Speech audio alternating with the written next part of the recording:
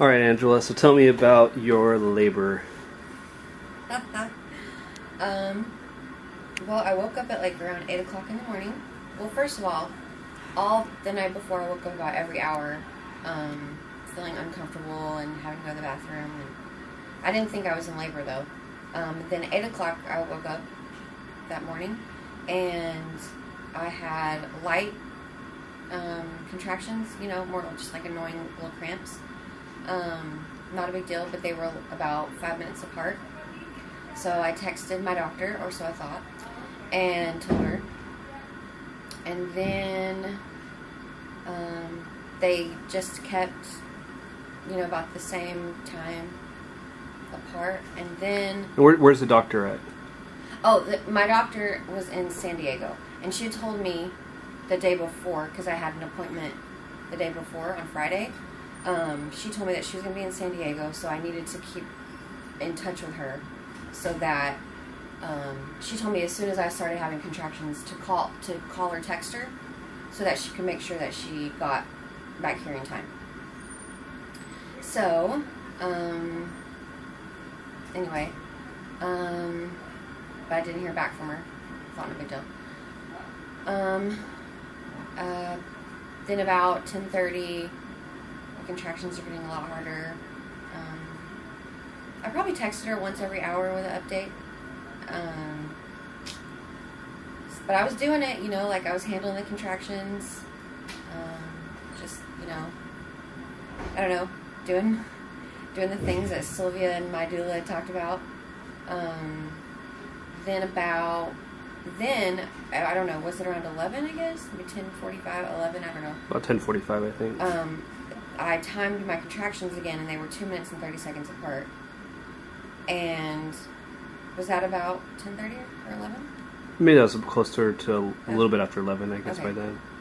And, I mean, they were hard. They were much harder, but they were still, I could still get through it, I could still relax afterwards. Then Lloyd said, Angela, don't you think we should go to the hospital? Because the contractions were 2 minutes and 30 seconds apart. And I was like, no, it's okay, because my water hasn't broken yet, it's not a big deal, it's okay. And the contractions, I was still handling them, so it was okay. So then, I don't know. And at this point, let me cut in, at this point, I'm going back to my birth partner book, which explicitly says that when the contractions are 4 to 5 minutes apart and are as long as the contractions she's been having, that's the point we should be going to the hospital. So I'm getting a bit concerned, especially when we're pretty sure we're leaving that day. So we're loading the car up, and I go. She has one contraction. I help her through it. I go throw right outside the apartment, put the carriage in the car, and I come back in the apartment, and she's already starting another contraction. So I'm getting a bit concerned, but not trying to a minute and a half, maybe. Not trying to be any controlling, just kind of making sure Angela controls the situation, controls what's going on, which I learned in my book. Yeah. It's a great book, by the way, called Birth Partner. Is that what it's called? Yeah. Birth Partner. Sylvia recommended it to me. It's a great book. Okay, so then probably 11:15. Oh, this was funny. I was going to meet up with one of my friends at 11:30, and I think it was like at 11:15. I was like, Lloyd, you need to call Maggie and tell her that I can't make it. So he did, and yeah, because I was going to make that. Anyway, but I still didn't think I was going to have the baby for another several hours, So then, I think it was probably like around, 11:30. A little bit after 11:30, I think. After 11:30, a really, really bad contraction hit. It lasted, I would say, probably like 90 seconds. And it made me throw up, so I'm barfing in a bag. And then I thought my water was breaking. I was probably just peeing on myself. And so I'm like, anyway, barfing and hurting, and it lasted for forever. And then Lloyd was really nervous, but he still didn't say anything. And at that point, I was kind of starting to think maybe I should go to the hospital. But it wasn't until the next contraction, when I started having pressure in between my legs, that I told Lloyd, yeah, we need to go to the hospital. And I was actually even thinking to myself that I might need to call an ambulance. but we didn't. So, I had a contraction on the way down to the car. I mean, they were like, what, 30 seconds apart maybe at this point? Less, maybe a minute at this point. Do you think a minute? Well, between the actual contractions, not... For when one began and when the next one began. I mean, they were really close. So then,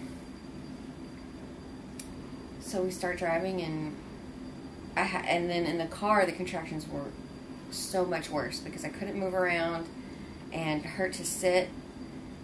And so I started screaming. Well, before that, you called your doctor. Oh, that's right. Okay, so I texted my doctor, but this time I knew I needed to call her to tell her I was on the way. And some other woman answers, and I'm like, is Dr. Tolentino there? And she says, no, this is Yolanda. And I'm like, Yolanda? So basically, for 4 hours, I had been texting some random woman all about my contractions. Probably, and I'm like, why didn't you text me back? Tell me that you were not interested. Anyway, so we get the phone number out of my bag, and I switched around 2 digits. Anyway, my poor doctor. So I call my doctor, and I tell her I'm on the way to the hospital, but that I want to have an epidural because at this point it was so, like, it hurt so bad. And I was like, yeah, I think I'm going to need an epidural. And my doctor's like, well, sometimes it makes it go faster. And she was in San Diego, so she didn't even know if she was going to be able to make it. But I told her I had pressure in between my legs, and she's like, ooh. Yeah, she didn't think she was going to make it. So anyway, I have another contraction, and it makes me scream and hurt really bad. And then I had like this 5 minutes of like calm and like where I didn't have any contractions. I was like, oh, well, maybe it's over. Maybe, maybe it was just a false alarm or something. That is actually, you should read up on it. That's when your body, is giving you a break because you're about to be pushing out the baby. So anyway, I have another contraction at a red light, screaming. Lloyd is super calm, not freaking out, not driving crazy, totally calm, totally like a pillar of strength. That's right. And then, yep. And at this point, like, there's so much pressure in between my legs that I'm like holding myself because, I mean, there's a ton of pressure. Like, it really feels like this baby needs to come out now. So then I called Sylvia. I called Sylvia and on her home phone, and somebody, I guess I thought I had the wrong number because somebody's bar and grill answered, and I'm like, what? I hang up, call back again. It was Jake, being a jokester, of course. Anyway, and I'm like, Jake, I need to tell, I don't know why I said, but I'm in labor. And then I had a contraction when I was on the phone with Jake, so I just like hung up with him and had this really, really bad contraction. This is when we're pulling into the hospital, like pulling into their emergency childbirth lane.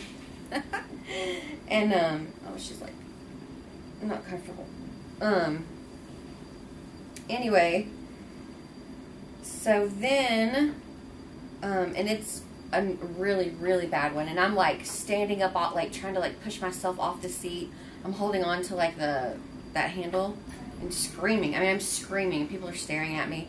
Lloyd gets out and comes to open up the door, and I'm like, go get someone. Like, there's no way I could walk.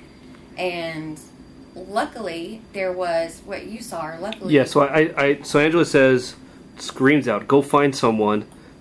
And so now I'm getting a little bit nervous because, I've been, I'd helped out a couple sister-in-laws, babysitting when they were getting ready to go to the hospital, and they're all nice and calm, and Angela is now not calm at all. and so I start to run towards the entrance hospital, but there's a nurse there who's got a wheelchair. She had just finished releasing another patient, and she looks at me and says, "What's going on?" Because she hears Angela screaming, and so I was like, "My wife's in labor," and so she came rushing over to help Angela out. So she, waits for me to finish my contraction because I can't move until it finishes. And it never really finishes at this point, by the way. Like, that rest in between contractions doesn't exist anymore. It's just hurting and hurting a whole lot worse. Okay, so then I'm in the wheelchair, and she just rushes us right on in. You know, we skip triage because I don't have time for any of that. We go straight up to the third floor, second floor, whatever. The second floor delivery room. Yeah, the delivery room. And, you know, she's trying to get my mind off it, ask me questions, but I can barely answer any questions. Get in the room, put on my gown, and another contraction hits me. And I'm like, Lloyd, hold me. And the nurse let me at first, but then she looks at me and she's like, you're going to have this baby on the floor if you don't get in the bed. Get in the bed. So I got in the bed, and, you know, still holding myself because I want to push so bad. At this point, I do want to push, and so I'm holding myself so I don't push. And then the nurse checks me, and I asked her, I was like, so is there any time for an epidural? Because it hurt. And she said, she checked me, and she's like, no, you're already at a 10, like a -1, I guess, which means the baby's like a certain way down or something like that. Anyway, uh-oh.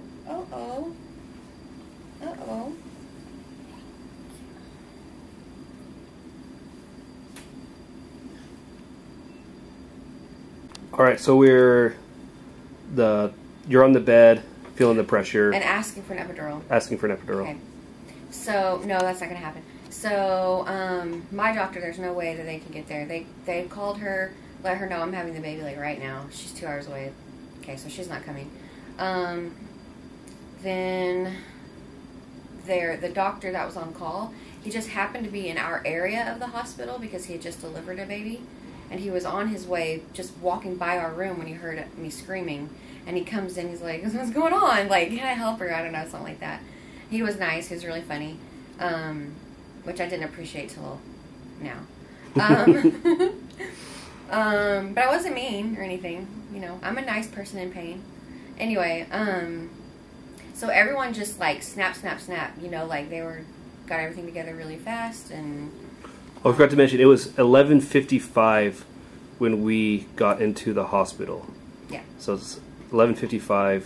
Yeah, Sylvia calls me up wanting to get things. And I'm like, I can't talk. Got to go by because we're rushing straight to the delivery room. Yeah, like 11:55. So then, yeah, then they're, you know, push, and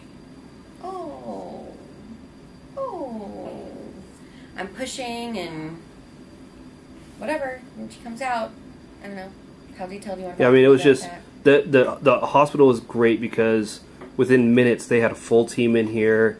They were prepping Angela up, and yeah, Angela was great. I mean, she was screaming and everything. Oh, I was screaming. How was the husband? So calm. You were so great. He was so calm. And so they start pushing, and Angela's working through it, and the baby comes out, and it's a girl. And the doctor says, it's a girl. And I said, I like bolted upright in my bed, and I was like, what? It's a girl? Like, Angela almost sat straight up. I mean, seconds after half a second after the baby had come out, Angela sits straight up. What? Because we had been expecting a boy since February 4th. Referred to him as Little Dirty. Like, this was Durden. Anyway.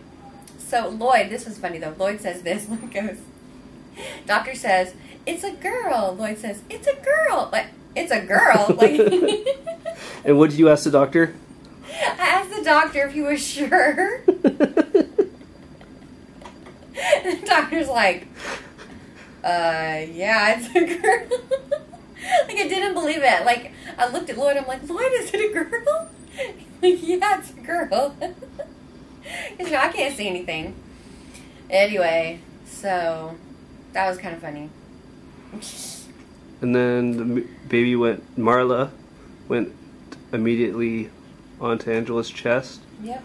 Warmed right up.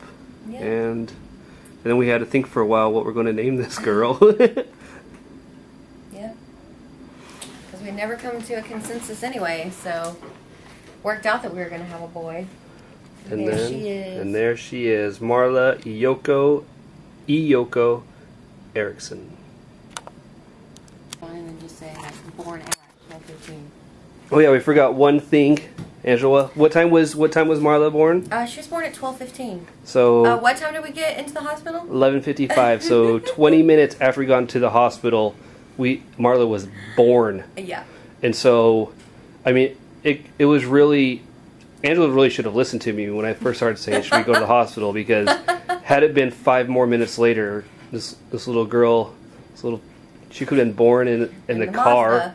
Yeah, back of our little Mazda, or on the side of the road, or in the hallway at the hospital. So I mean, it was we were lucky to make it there just on time, and lucky that nurse was there, because if we'd had to wait a few more minutes for a nurse, it may have been too late. So the nurse was like walking would have just wiggled her right on down, right on out. Like I could never have made it.